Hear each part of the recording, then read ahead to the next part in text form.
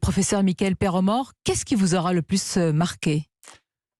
Ce qui m'aura le plus marqué ces dernières années, c'est d'abord le confinement et ensuite le pass vaccinal. Des mesures qui, pour moi, étaient inimaginables au XXIe siècle, des mesures alimentées surtout par la peur, finalement, des mesures qui n'ont pas permis de juguler l'épidémie, d'influencer le cours de la propagation, des mesures qui ont fait beaucoup de dégâts et qui ont été une immense gabegie d'argent public. Des Avec, mesures, oui.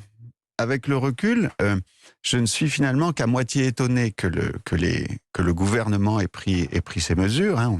On a plutôt l'habitude d'avoir des mesures discutables et coûteuses, mais ce qui m'a le plus choqué, pour répondre vraiment à votre question, c'est qu'autant de gens adhèrent, et en particulier les médecins, que ce soit ceux du conseil scientifique ou ceux qu'on a vus dans les médias, que des médecins valident et parfois poussent pour que ces mesures soient mises en place, m'a beaucoup heurté. D'abord parce que les médecins auraient dû avoir la clairvoyance, prévoir que les confinements allaient faire des dégâts sociaux et même sanitaires très importants, et ensuite parce que les médecins auraient dû quand même, de mon point de vue, s'opposer au pass sanitaire qui est antidéontologique. Mais comment, professeur, parce que si on rembobine le film, comment est-ce qu'ils auraient pu, on aurait tous pu d'ailleurs anticiper une telle période? On a l'impression ce matin que vous en voulez à vos collègues médecins.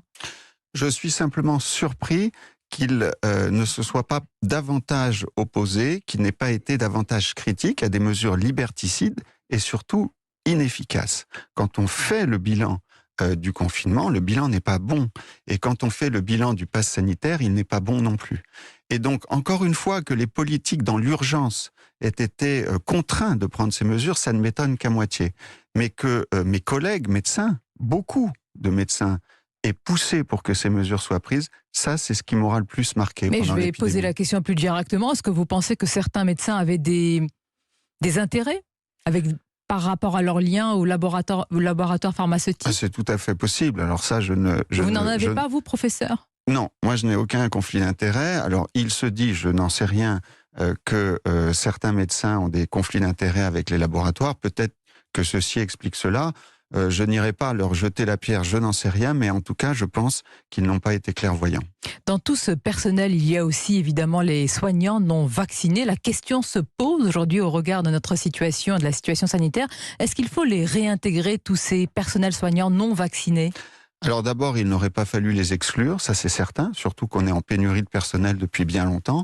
Maintenant, pour répondre à votre question, oui, bien sûr, moi je suis très très favorable à ce qu'on réintègre les soignants. Le seul problème, à mon avis, c'est que si on le faisait, et quand on le fera plutôt, puisqu'on finira par le faire, je ne pense pas que beaucoup reviendront.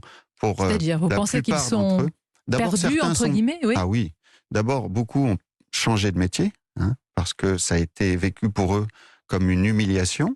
D'autres sont partis à l'étranger. Hein. Vous savez qu'en Suisse, au Luxembourg, même au Canada, en Belgique, on est beaucoup plus accueillant avec les soignants. Les conditions d'exercice sont plus favorables et il n'y a pas forcément eu de passe vaccinal pour eux. Donc on a eu une hémorragie de soignants et malheureusement, on ne les rattrapera pas tous. Avant